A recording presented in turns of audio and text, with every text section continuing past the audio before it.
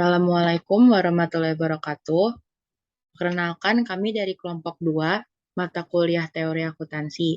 Dengan dengan saya Florista Nabilah dari akuntansi tahun 2020 dengan NIM 2020 12 11 054 bersama dengan teman-teman saya.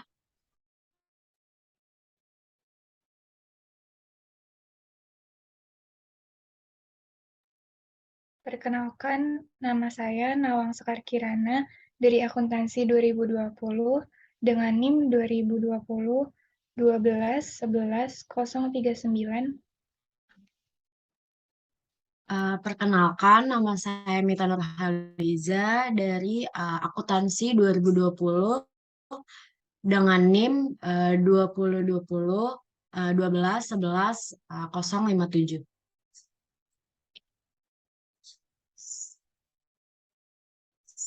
Selanjutnya, materi akan dibacakan oleh Florista Nabilah.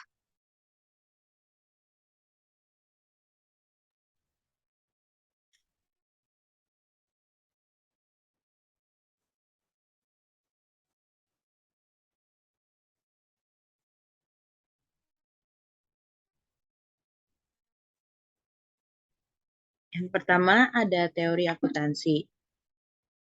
Teori akuntansi adalah cabang akuntansi yang terdiri dari pernyataan yang sistematik tentang prinsip dan metodologi yang membedakannya dengan praktik.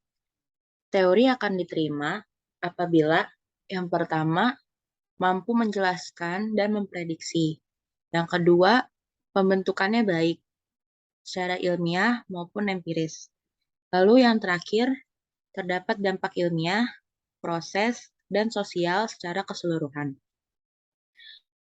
Teori akuntansi ini berisi keseluruhan analisis dan komponennya yang menjadi sumber acuan untuk menjelaskan dan memprediksi gejala atau peristiwa dalam akuntansi.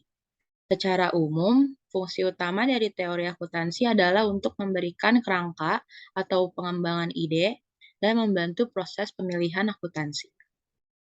Teori akuntansi berguna untuk mempelajari dan menilai teori-teori akuntansi.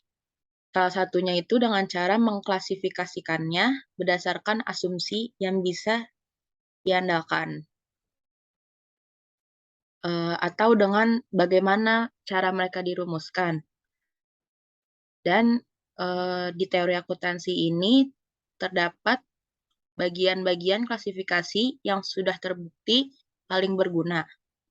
Yang pertama, next.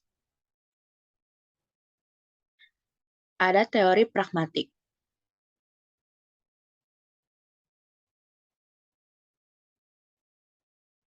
Pendekatan pragmatis didasarkan pada pengamatan perilaku akuntan atau mereka yang menggunakan informasi yang dihasilkan oleh akuntan.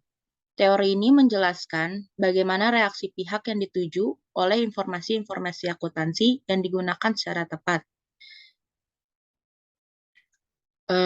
Untuk teori pragmatik, membahas tentang pengaruh informasi terhadap perubahan perilaku dalam penggunaan laporan keuangan.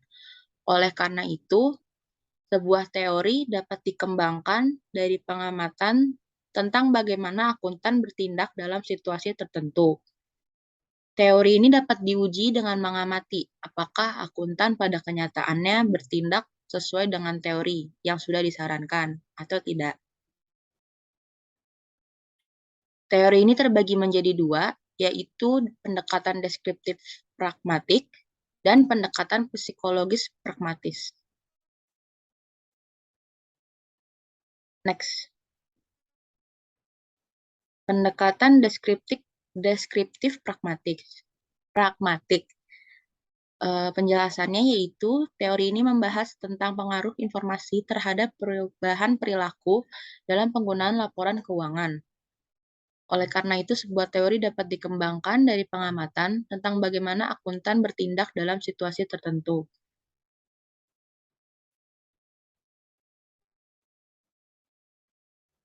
Next. Seiring dengan berkembangnya pengamatan, terdapat beberapa kelemahan konstruksi teori akuntansi yang terlahir, yaitu pendekatan pragmatis deskriptif tidak mempertimbangkan penilaian analitis dari kualitas tindakan akuntan. Maka tidak ada penilaian apakah akuntan dilaporkan dengan cara yang seharusnya. Contohnya seperti tidak membandingkan antara akuntan A dan akuntan B. Yang kedua, pendekatan ini tidak menyediakan praktik teknik akuntansi untuk ditantang. Oleh karena itu, tidak memungkinkan untuk adanya perubahan. Misalnya, kami mengamati praktik metode akuntan dan teknik serta mengajarkan metode dan teknik tersebut kepada siswa. Siswa-siswa itu akan menjadi akuntan praktik yang akan diamati di masa depan untuk mempelajari apa yang akan mereka ajar dan sebagainya. Jadi tidak ada perlombaan siapa yang lebih hebat. Yang ketiga, pendekatan pragmatif, deskriptif, memusatkan perhatian pada perilaku akuntan, bukan mengukur atribut perusahaan. Contohnya seperti aset, kewajiban, dan laba. Dalam mengambil pendekatan pragmatis, deskriptif, kita tidak memperhatikan diri kita sendiri dengan semantik atau dari fenomena akuntansi. Next. Pendekatan psikologis pragmatif. Penjelasannya yaitu pendekatan pragmatis psikologis mengharuskan ahli teori untuk mengamati tanggapan pengguna terhadap output akuntan, seperti laporan keuangan. Lalu, reaksi oleh pengguna diambil sebagai bukti bahwa laporan keuangan bermanfaat dan mengandung informasi yang relevan. Pada pendekatan ini, akuntan akan menghitung transaksi keuangan untuk menunjukkan perbedaan sintaksis yang berguna untuk membuat laporan keuangan yang kemudian akan dipakai oleh penggunanya. Next. Kritik terhadap pendekatan psikologis pragmatif. Masalah dengan pendekatan pragmatis psikologis adalah yang pertama, beberapa pengguna mungkin bereaksi dengan cara yang tidak logis atau berlebihan. Yang kedua, beberapa mungkin memiliki respon yang telah ditentukan sebelumnya atau sudah direncanakan. Yang ketiga, beberapa pengguna mungkin tidak bereaksi ketika seharusnya bereaksi atau tidak melakukan apapun. Maka dari itu, kekurangan ini dapat diatasi dengan berkonsentrasi pada teori keputusan dan mengujinya pada sampel besar orang, dengan menggunakan banyak sampel orang, daripada berkonsentrasi pada tanggapan individu.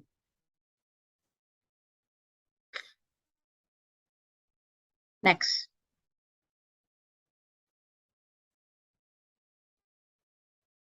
Yang kedua ada teori sintaktik. Teori sintaktik ini berhubungan dengan struktur proses pengumpulan data dan pelaporan keuangan. Teori sintaktik merupakan salah satu interpretasi teori akuntansi biaya tradisional historis. Teori ini menjelaskan bagaimana mencatat sampai melaporkan berbagai transaksi dan kejadian berdasarkan asumsi yang ditetapkan. Teori sintaksis ini tuh mencoba untuk menerapkan praktik akuntansi yang sedang berjalan dan meramalkan bagaimana para akuntan harus bereaksi terhadap situasi tertentu atau bagaimana mereka akan melaporkan kejadian-kejadian tertentu. Input semantik dari sistem adalah transaksi dan pertukaran yang dicatat dalam voucher, jurnal, dan buku besar bisnis yang kemudian dimanipulasi, seperti dipartisi ataupun dijumlahkan, berdasarkan premis dan asumsi akuntansi biaya historis. Jadi misalnya, kita berasumsi bahwa inflasi tidak dicatat dan nilai pasar aset dan kewajiban diabaikan. Lalu kemudian menggunakan akuntansi entry ganda dan prinsip akuntansi biaya historis untuk menghitung laba rugi dan laporan posisi keuangan. Next. Teori semantik. Input semantik adalah transaksi dan pertukaran yang tercatat dalam voucher, jurnal, dan buku besar bisnis. Hasil ini kemudian disimpulkan berdasarkan lokasi dan asumsi akuntansi biaya historis.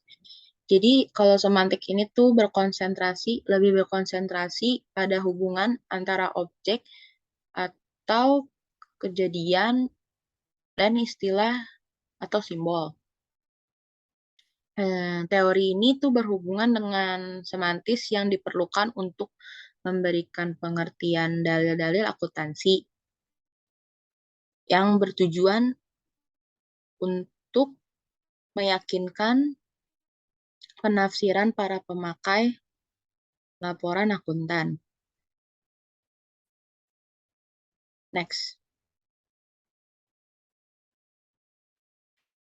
Untuk perbedaan sintaksis dan semantik sendiri terdapat pada jika sintaktik itu berhubungan dengan struktur proses pengumpulan data dan pelaporan keuangan. Lalu untuk semantik itu lebih berkonsentrasi pada hubungan antara objek atau kejadian dan istilah atau simbol.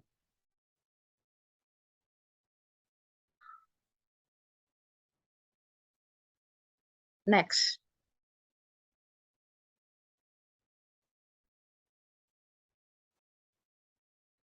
Teori normatif. Definisinya adalah teori normatif ini berusaha untuk membenarkan tentang apa yang harusnya dipraktikkan.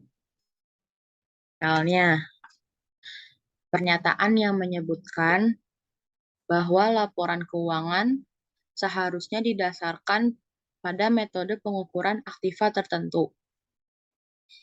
Jadi di sini akuntansi dianggap sebagai norma peraturan yang harus diikuti. Nggak peduli apakah berlaku atau dipraktikkan sekarang, masih dipraktikkan atau tidak. Lalu pada awal pengembangannya, teori akuntansi normatif belum menggunakan pendekatan masukan dan cenderung disusun untuk menghasilkan anggapan dasar akuntansi. Teori normatif dalam periode ini terkonsentrasi baik pada memperoleh pendapatan sebenarnya atau laba untuk akuntansi periode atau membahas jenis informasi akuntansi yang akan berguna dalam membuat keputusan ekonomi. Next. Selanjutnya akan dijelaskan oleh Nawang.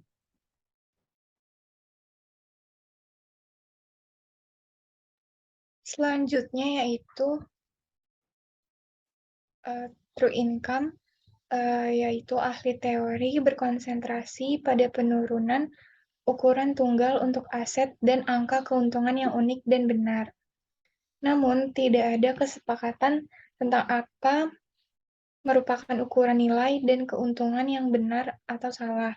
Banyak literatur selama periode ini terdiri dari debat akademis tentang kelebihan dan kekurangan alternatif sistem pengukuran. Kemudian kegunaan keputusan. Pendekatan kegunaan keputusan mengasumsikan bahwa tujuan dasar dari akuntansi adalah untuk membantu proses pengambilan keputusan dari pengguna laporan akuntansi tertentu dengan menyediakan data akuntansi yang berguna atau relevan. Misalnya, untuk membantu investor saat ini dan potensial memutuskan apakah akan membeli, menahan, atau menjual saham.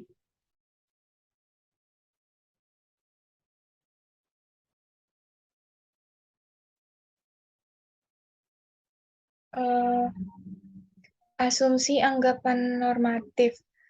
Mereka bersifat normatif karena mereka membuat asumsi-asumsi berikut, yaitu yang pertama, akuntansi harus menjadi sistem pengukuran. Dan yang kedua, keuntungan dan nilai dapat diukur dengan tepat. Kemudian yang ketiga, akuntansi keuangan berguna untuk membuat keputusan ekonomi. Yang keempat, pasar tidak efisien atau dapat dikelabui oleh akuntan kreatif. Yang terakhir, akuntansi konvensional tidak efisien dalam arti informasi. Selanjutnya, ada teori positif.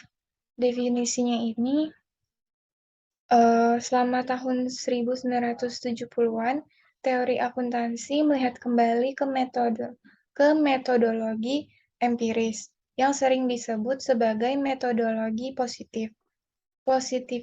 Positivisme atau empirisme berarti menguji atau menghubungkan hipotesis atau teori akuntansi kembali ke pengalaman atau fakta dunia nyata. Penelitian akuntansi positif pertama difokuskan pada pengujian empiris beberapa asumsi yang dibuat oleh teori akuntansi normatif. Misalnya, dengan menggunakan kuesioner dan teknik survei lainnya, sikap terhadap kegunaan teknik akuntansi yang berbeda ditentukan. Pendekatan yang tepat untuk menyurvei pendapat analisis keuangan, petugas bank, dan akuntan tentang kegunaan metode akuntansi inflasi yang berbeda dalam tugas pengambilan keputusan mereka, seperti memprediksi kebangkrutan atau memutuskan apakah akan membeli atau menjual saham. Pendekatan lainnya yaitu adalah untuk menguji asumsi pentingnya output akuntansi di pasar, untuk menentukan apakah akuntansi inflasi meningkatkan efisiensi informasi pasar saham, apakah laba merupakan penentu penting dalam penilaian saham, apakah biaya pengumpulan data akuntansi lebih baik melebihi manfaatnya, atau apakah penggunaan teknik akuntansi yang berbeda mempengaruhi nilai. Saat ini, sebagian besar teori positif terutama berkaitan dengan menjelaskan alasan praktik saat ini dan memprediksi peran akuntansi dan informasi terkait dalam keputusan ekonomi individu, perusahaan, dan pihak lain yang berkontribusi pada pengoperasian pasar dan ekonomi. Penelitian ini menguji teori yang menganggap bahwa informasi akuntansi adalah komoditas ekonomi dan politik, dan bahwa orang bertindak untuk kepentingan mereka sendiri. Teori ini digunakan untuk menjawab pertanyaan-pertanyaan yang umumnya, seperti pada insentif manajer, untuk memaksimalkan bonus berdasarkan keuntungan perusahaan mereka. Insentif mereka untuk menghindari pelanggaran perjanjian utang berbasis akuntansi, dan dengan demikian mengurangi biaya hutang, atau insentif mereka untuk menggunakan teknik akuntansi untuk mengalihkan perhatian dari keuntungan mereka yang tinggi jika keuntungan tersebut akan menarik perhatian publik atau pemerintah, dan mungkin menyebabkan pajak yang lebih tinggi. Metode yang diawali dari suatu teori atau metode ilmiah yang sedang berlaku atau diterima umum. Berdasarkan teori ini, dirumuskan problem penelitian untuk mengamati perilaku atau fenomena nyata yang tidak ada dalam teori.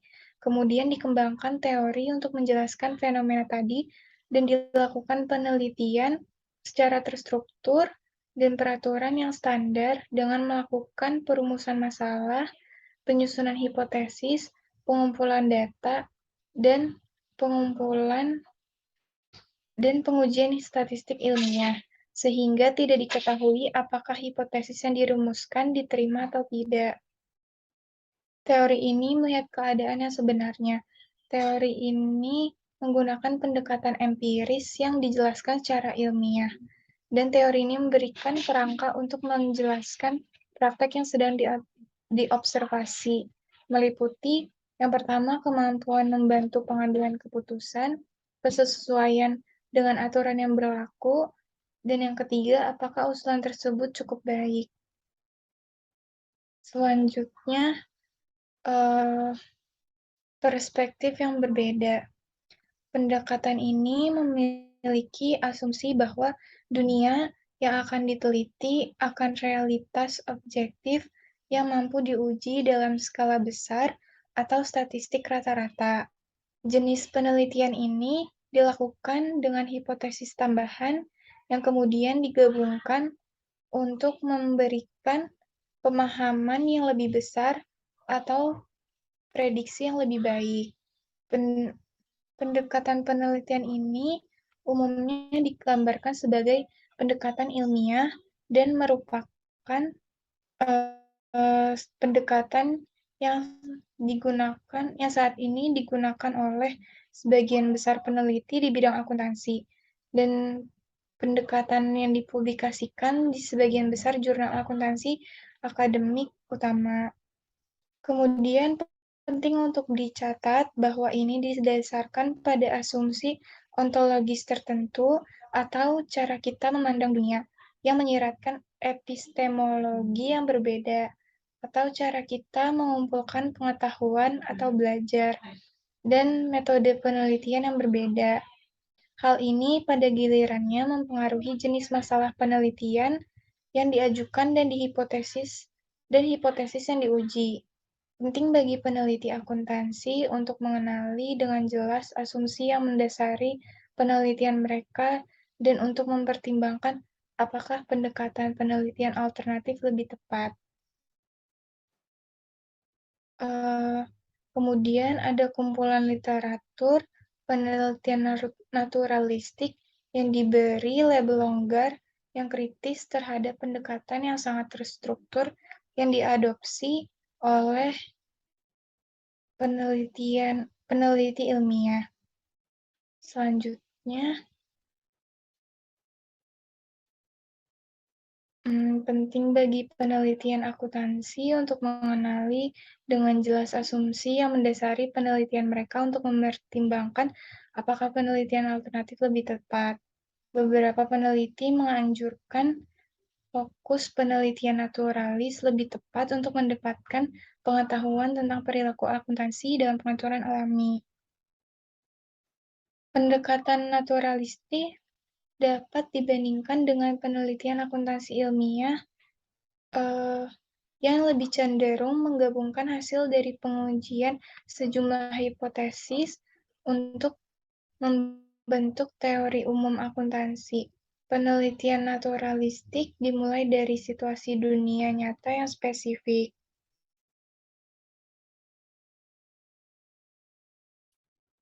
Kemudian,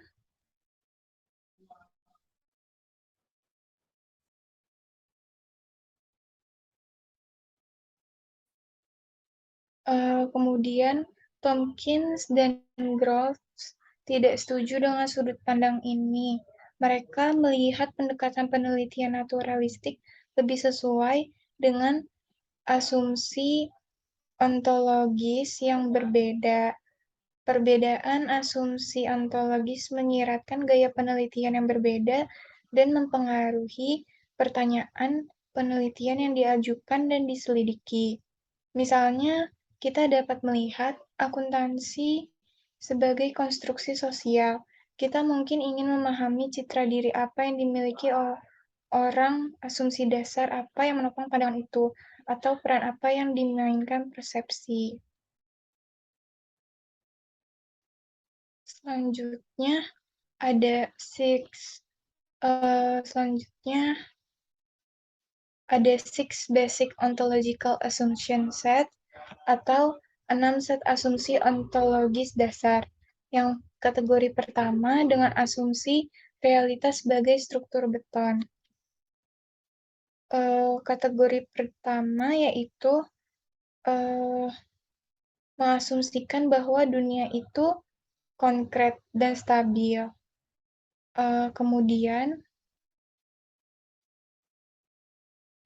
di mana perilaku akan selalu sesuai dengan seperangkat aturan perilaku dan hasil dari keputusan dan tindakan sangat dapat diprediksi. Kemudian yang kedua, dengan asumsi realitas sebagai proses konkret. Misalnya, peneliti berasumsi bahwa semua manajer bertujuan untuk memaksimalkan kekayaan pribadi mereka, dan bahwa mereka menyadari bagaimana mereka dapat menggunakan teknik akuntansi untuk melakukannya. Misalnya, dengan meningkatkan laba yang dilaporkan, sehingga meningkatkan bonus mereka yang terkait dengan laba yang dilaporkan. Hal ini memungkinkan peneliti untuk memprediksi metode akuntansi apa yang akan digunakan manajer jika pilihan akuntansi tidak diatur. Kemudian kategori 3, yaitu ada asumsi realitas sebagai bidang informasi kontekstual. Untuk kategori 3 lebih tepat menggunakan saintifik dengan pengamatan dan pengukuran yang tepat, dan diasumsikan bahwa seseorang memiliki fungsi yang tersedia, stabil, dan biasanya sangat sederhana, yang berkaitan dengan himpunan bagian kecil dari dunia sosial yang dapat digunakan untuk prediksi yang akurat. Kemudian kategori 4 dengan asumsi realitas sebagai wacana simbolik. Dan yang kelima dengan asumsi realitas sebagai konstruksi sosial, dan kemudian yang terakhir keenam dengan asumsi realitas sebagai proyeksi imajinasi manusia, yang artinya memandang dunia sebagai tidak stabil dan khusus manusia.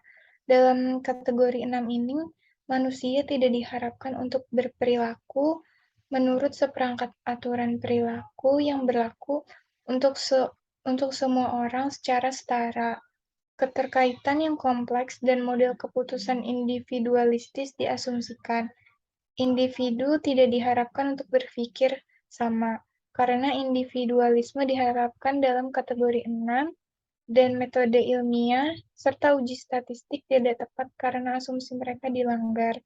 Meskipun individu mungkin berperilaku rasional menurut pemahaman pribadi mereka tentang dunia dan hasil dari tindakan tertentu, mereka tidak berbagi pemahaman yang sama tentang bagaimana dunia bekerja, dan mereka memiliki hasil pilihan yang berbeda.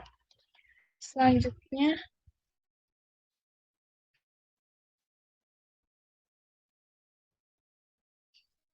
interaksionis simbolik melihat dunia mereka sebagai dunia di mana orang membentuk kesan tersendiri melalui proses interaksi dan negosiasi manusia.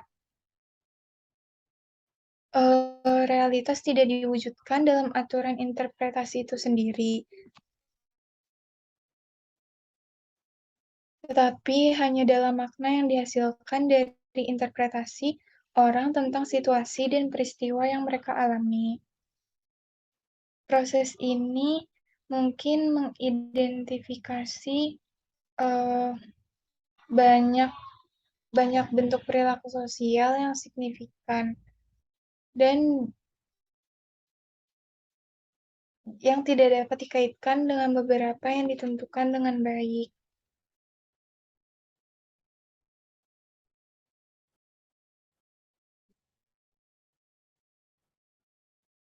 Selanjutnya yaitu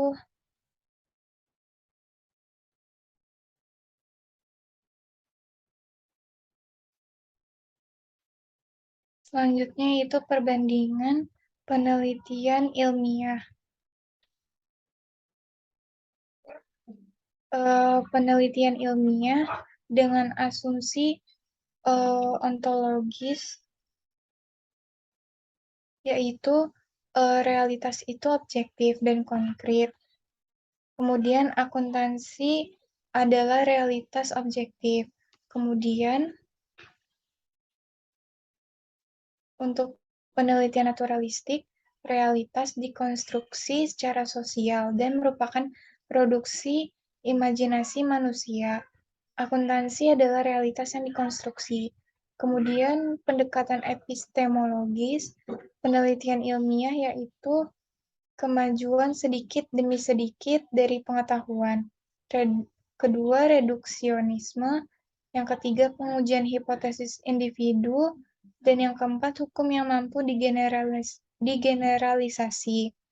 Untuk penelitian naturalistiknya, secara menyeluruh, yang kedua, kompleksitas dunia tidak dapat diselesaikan dengan reduksionisme. Dan yang ketiga, hukum yang tidak dapat direduksi.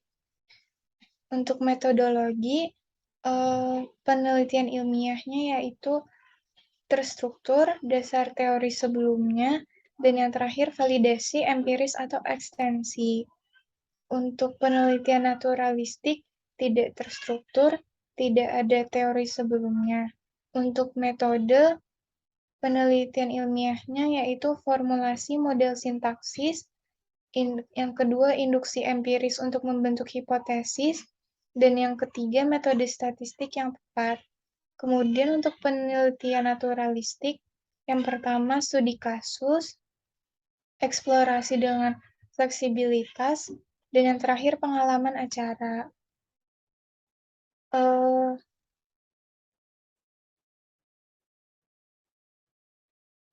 Kemudian asumsi ontologis yang kami buat menyiratkan perbedaan pendekatan epistemologis dan metode penelitian tertentu. Hal ini pada gilirannya mempengaruhi jenis masalah penelitian yang diajukan dan hipotesis yang diuji. Selanjutnya, ada akuntansi keuangan, catatan penelitian epistemologis, yaitu konsep akuntansi yang sederhana dan dipegang secara luas adalah proses mengidentifikasi, mengukur, mencatat, dan mengomunikasikan informasi ekonomi tentang suatu organisasi sehingga dapat digunakan untuk pengambilan keputusan yang baik. Konsep ini diturunkan dari Wells pada tahun 1976, dan seperti konsep akuntansi lainnya, konsep ini menekankan pada penerapannya, yaitu aspek pengetahuan akuntansi. Melihat definisi ini dari perspektif epistemologis, orang mungkin berpendapat bahwa objek studi tidak didefinisikan dengan baik, dan tujuan dari dokumen ini bukan untuk mengkritik definisi khusus ini, tetapi untuk menyatakan bahwa salah satu kesulitan dalam memahami akuntansi sebagai disiplin ilmu terletak pada definisinya seperti yang dinyatakan dalam literatur. Antara lain, pentingnya memandang akuntansi sebagai bidang ilmiah adalah bahwa penelitian fundamental atau terapan adalah salah satunya cara untuk menghasilkan dan meningkatkan pengetahuan dalam bidang ilmiah. Dengan kata lain, relevansi dan insentif untuk melakukan penelitian dalam disiplin tertentu seperti akuntansi bergantung pada sejauh mana metode tertentu dapat diterapkan untuk meningkatkan tubuh disiplin ilmu. Menurut prinsip-prinsip tersebut, langkah selanjutnya dalam memandang akuntansi sebagai bidang ilmiah adalah mengidentifikasikan teori akuntansi yang sedang dikembangkan dan bagaimana mereka diverifikasi. Selanjutnya akan dibacakan oleh Mita Nurhaliza.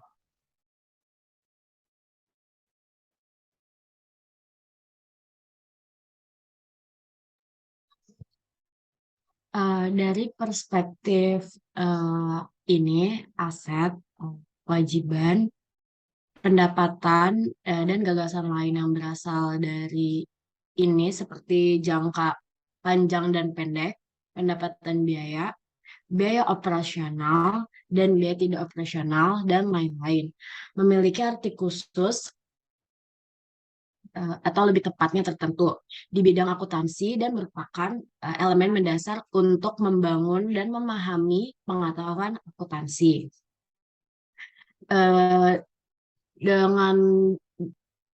Dengan demikian, pemilihan sistem pelaporan keuangan dapat dipandang sebagai pilihan sosial di mana kekuatan tawar-menawar akan menentukan siapa yang keinginannya terpenuhi.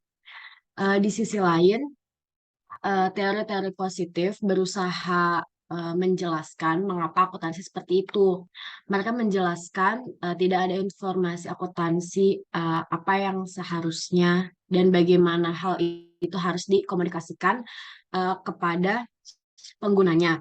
Tetapi mengapa akuntan melakukan apa yang mereka lakukan dan efek dari semua ini pada manusia dari pemanfaatan sumber daya. Namun seperti yang disarankan oleh Clark, idealnya tidak ada pembedaan seperti itu, normatif versus positif, karena sumber teori yang dikembangkan dan lengkap mencakup apa yang seharusnya dan apa adanya. Selanjutnya, teori akuntansi khususnya didasarkan pada pengalaman dan pengamatan. Misalnya, variasi kualitatif dan kuantitatif dari ekuitas perusahaan yang dipelajari dalam akuntansi keuangan. Atau perilaku disfungsional dari pengendalian anggaran yang diselidiki dalam akuntansi manajemen. Selanjutnya, next.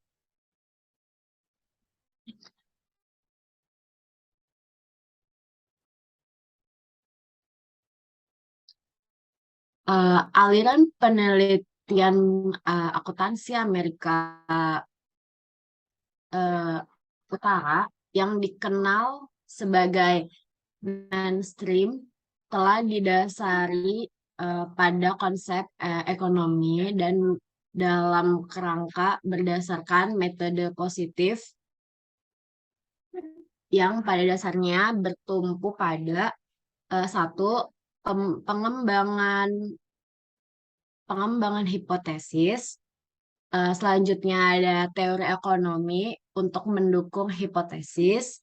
Yang ketiga ada uji empiris menggunakan teknik ekonometrika.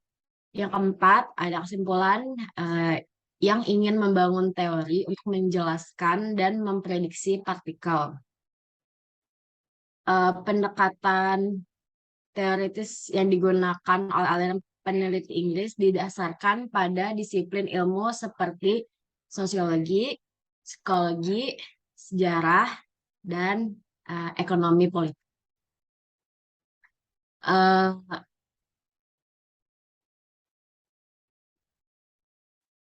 Catatan akhir, tinjauan epistemologis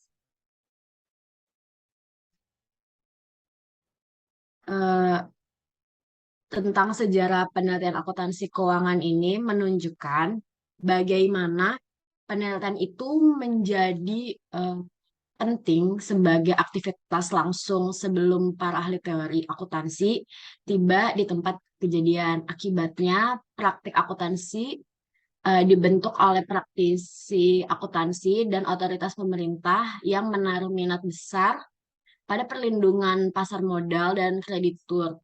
Pasar modal masih memiliki pengaruh yang kuat atas cabang sosiologis dan diskursif ilmu akuntansi keuangan.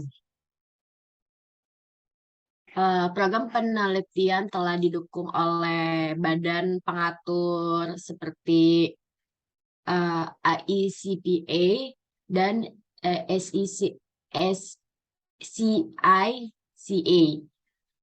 dan asosiasi akuntansi profesional seperti AAA di Amerika Serikat dan CAAA di Kanada. Penelitian akuntansi juga dipengaruhi oleh pengaruh korporasi. Pengaruh ini telah mengambil bentuk standar yang dirancang oleh untuk mengendalikan praktik akuntansi keuangan. Alih-alih mendorong diskusi tentang anomali antara realitas dan evaluasi ekuitas perusahaan. Akibatnya beberapa paradigma atau teori akuntansi telah diajukan untuk memacu jalan penelitian dalam akuntansi keuangan.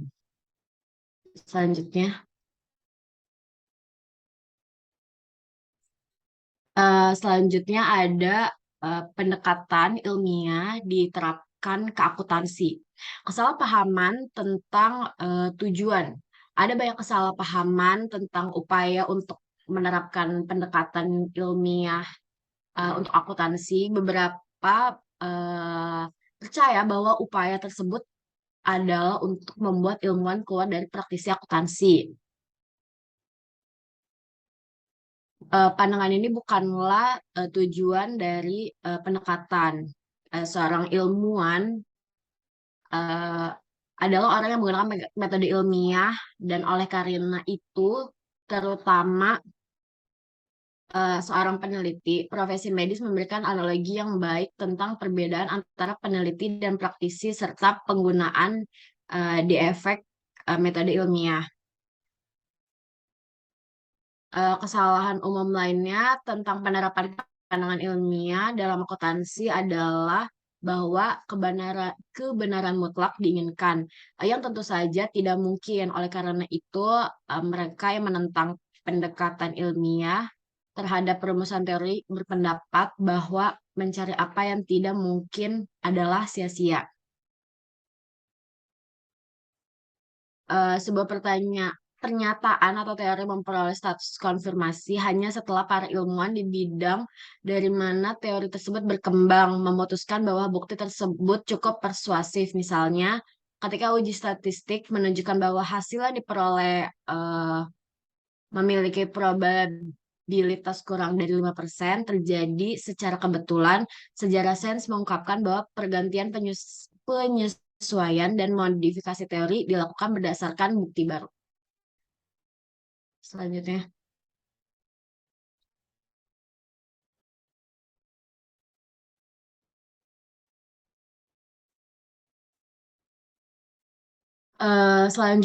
ada kerangka regulasi pelaporan keuangan. Yang pertama ada statutory requirement. Perlunya manajemen membuat laporan keuangan yang juga diaudit. Peraturan akuntansi untuk penyusunan laporan keuangan perusahaan asuransi. Fokus SAP adalah memastikan solvabilitas perusahaan asuransi sehingga mampu memenuhi kewajiban kepada pemegang polisnya. Hukum negara mengawasi implementasi SAP. Selanjutnya ada corporate governance. Tata kelola perusahaan adalah struktur, aturan, praktik, dan proses yang digunakan untuk mengarahkan dan mengelola perusahaan. Dewan direksi perusahaan adalah kekuatan utama yang mempengaruhi tata kelola perusahaan. Tata kelola perusahaan yang buruk dapat menimbulkan keraguan pada operasi perusahaan dan profitabilitas utamanya. Adanya alokasi kekuatan dan pengendalian antar partisipan. Yang ketiga, ada auditor dan oversight. Untuk memberikan pendapat terhadap kewajaran laporan keuangan perusahaan, pengawasan audit mengacu pada verifikasi dan pemeriksa hasil keuangan yang dilaporkan dari suatu organisasi dengan tinjauan eksternal dan internal. Audit keuangan memverifikasi integritas dan keandalan proses pelaporan penilaian yang adil dan akurat atas kesehatan keuangan saat ini. Audit rutin meningkatkan kepercayaan dalam manajemen perusahaan dan hasil keuangan. Perusahaan publik diharuskan untuk menempatkan laporan keuangan mereka yang telah diaudit pada catatan publik. Ini memungkinkan orang luar seperti investor atau bankir mengakses hasil yang diverifikasi. Yang keempat, ada independent enforcement body, yaitu adalah badan yang berperan sebagai supervisi atau pengawasan. Next. Dari yang sudah dijelaskan tadi, ada beberapa ringkasan atau kesimpulan tentang accounting dari construction.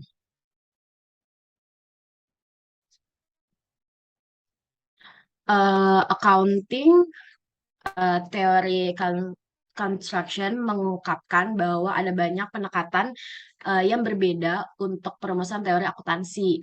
Nah, pada bab ini tuh mengklasifikasi dan menjelaskan beberapa pendekatan dan memperluas pembahasan dengan fokus pada konstruksi teori dalam kaitannya dengan akuntansi. Nah, bagaimana pendekatan pragmatis untuk pengembangan teori berlaku untuk akuntansi? Akuntansi ini tuh didominasi oleh pendekatan pragmatis deskriptif untuk pengembangan teori atau penjelasan sintaksis hubungan pragmatis sebelum akhir tahun 1950-an. Nah, pendekatan pragmatis adalah pendekatan induktif yang dirancang untuk belajar dari apa yang dilakukan akuntan atau bagaimana pengguna merespon informasi akuntan untuk mereplikasi prosedur dan prinsip akuntansi. Nah, kritik yang telah dilontarkan pada akuntansi biaya historis sebagai model teoritis, yaitu akuntansi biaya historis telah dikritik karena sejumlah alasan. Beberapa di antaranya itu mengeksplorasi nanti di chapter selanjutnya. Tapi dalam bab ini kami mengeksplorasi mengapa biaya historis tradisional telah dikritik karena sintaks yang buruk, di mana berbagai jenis ukuran moneter ditambahkan dan kekurangan semantik karena tidak ada koresponden independen yang dapat diamati secara empiris untuk konsep seperti keuntungan atau aset. Dan dalam bab selanjutnya kita akan belajar mengeksplorasi apakah teori akuntansi alternatif mengkompensasi kekurangan ini. Selanjutnya, next. Untuk kesimpulan selanjutnya itu adalah teori pendapatan sejati normatif dan pendekatan kegunaan keputusan untuk teori akuntansi. Nah, pada tahun 1950-an dan 1960-an melihat teori akuntansi dirumuskan menggunakan pendekatan normatif untuk menentukan bagaimana akuntan harus melaporkan baik untuk memperoleh pendapatan sebenarnya atau untuk suatu organisasi untuk menghasilkan informasi yang berguna untuk pengambilan keputusan. Para ahli teori berkonsentrasi pada pengukuran pendapatan yang benar. Namun penghasilan sejati itu adalah konsep yang tidak pernah didefinisikan untuk kepuasan semua pihak. Pendekatan kegunaan keputusan berfokus pada pengembangan teori untuk memastikan bahwa laporan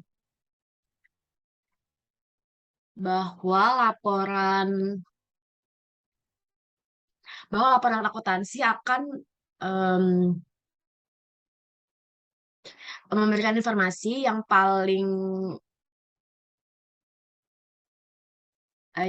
berguna untuk membuat keputusan yang diyakini paling penting oleh para ahli teori.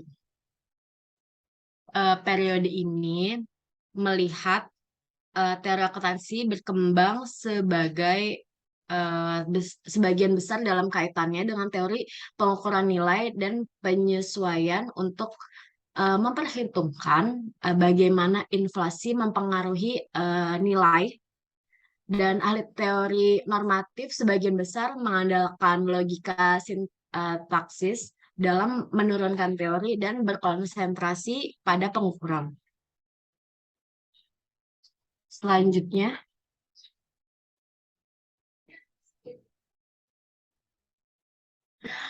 selanjutnya bagaimana teori positif dibangun? Bagaimana teori positif dibangun gitu. Jadi sejak awal 1970-an teori akuntansi itu menjadi lebih terlibat dalam pengembangan dan pengujian teori empiris atau positif. Teori akuntansi positif berkonsentrasi pada pemahaman asumsi bahwa teori normatif menerima begitu saja. Tidak seperti teori normatif yang meresapkan tindakan tertentu. Kalau teori positif itu menggambarkan, menjelaskan, atau memprediksi fenomena yang dapat diamati. Seperti mengapa akuntan melakukan apa yang mereka lakukan dan apa dampaknya dari akuntansi biaya historis di pasar modal. Kalau teori positif itu dimulai ketika anomali pada teori yang ada diamati dan peneliti itu mengembangkan teori untuk menjelaskan anomali tersebut dan kemudian mengujinya. Umumnya menggunakan pendekatan induktif ilmiah untuk konstruksi dan evaluasi teori.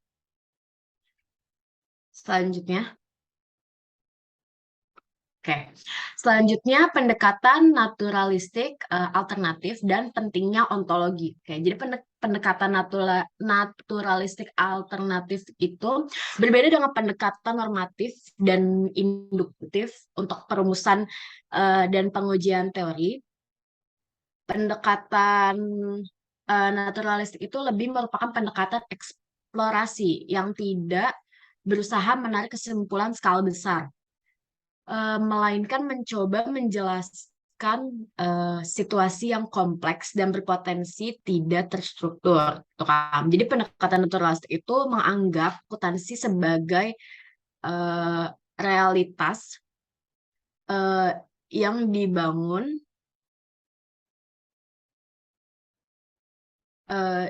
daripada realitas objektif gitu, dan penelitian naturalistik lebih cenderung menggunakan studi kasus dan pengalaman individu dari peristiwa daripada pendekatan ilmiah, perumusan kayak model sintaksis dan induksi empiris untuk mengembangkan hipotesis diikuti dengan pengujian statistik hipotesis. Nah, kalau pentingnya ontologi ya, kalau pentingnya ontologi itu membantu mengembangkan dan mengkritisi berbagai sistem pemikiran yang ada, membantu menyelesaikan masalah relasi, dapat mengeksplorasi secara mendalam pada masalah gitu. Jadi ontologi itu penting yang membantu kita sebagai pelajar atau akuntan untuk memahami sebuah objek gitu kan secara objektif. Selanjutnya ada next. Selanjutnya ada kesalahpahaman yang terkait dengan pendekatan ilmiah untuk penelitian akuntansi dan mengapa ada kesalahpahamannya. Kenapa ada kesalahpahaman gitu dalam yang terkait pada pendekatan ilmiah gitu.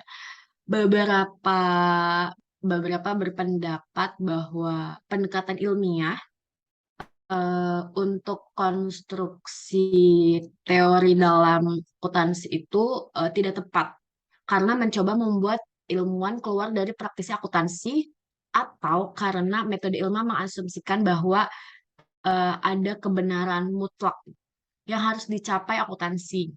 Kedua pandangan ini tuh tidak benar meskipun seorang peneliti eh, meskipun seorang peneliti akuntansi dapat menerapkan metode ilmiah untuk konstruksi teori, praktisi tidak bertindak sebagai ilmuwan, melainkan mereka menggunakan bukti empiris dan penjelasan logis dari pendekatan untuk mendukung praktik mereka gitu. Jadi metode ilmiah tidak mengklaim atau memberikan kebenaran. Sebaliknya, ia mencoba untuk memberikan bukti persuasif yang pada keseimbangan probabilitas dapat memberikan deskripsi eh, penjelasan atau prediksi sebaik yang dapat diberikan oleh teori tersebut.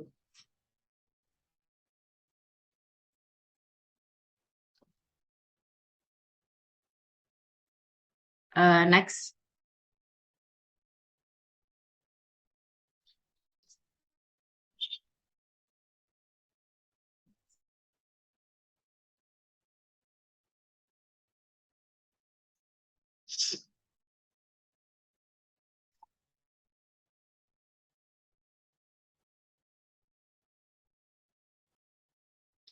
Oke, selanjutnya ada eh, masalah untuk konstruksi teori audit gitu kan. Jadi masalah untuk konstruksi teori audit itu perkembangan teori audit diikuti eh, dengan pendekatan dalam teori akuntansi gitu kan. Penulis awal berusaha untuk mendokumentasikan proses audit dan tugas yang diharapkan dari auditor. Upaya untuk mengembangkan teori umum audit itu dimulai pada tahun 1960-an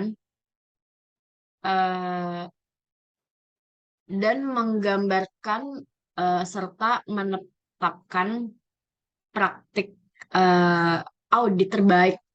Baru-baru ini itu penelitian eksperimental telah mempelajari bagaimana auditor membuat keputusan dalam upaya untuk memprediksi perilaku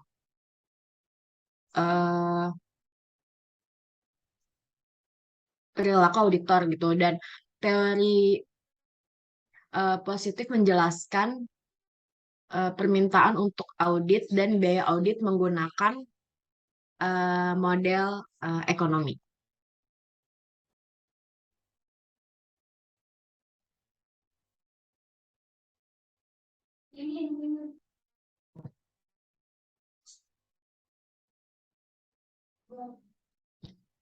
Oke, jadi sekian materi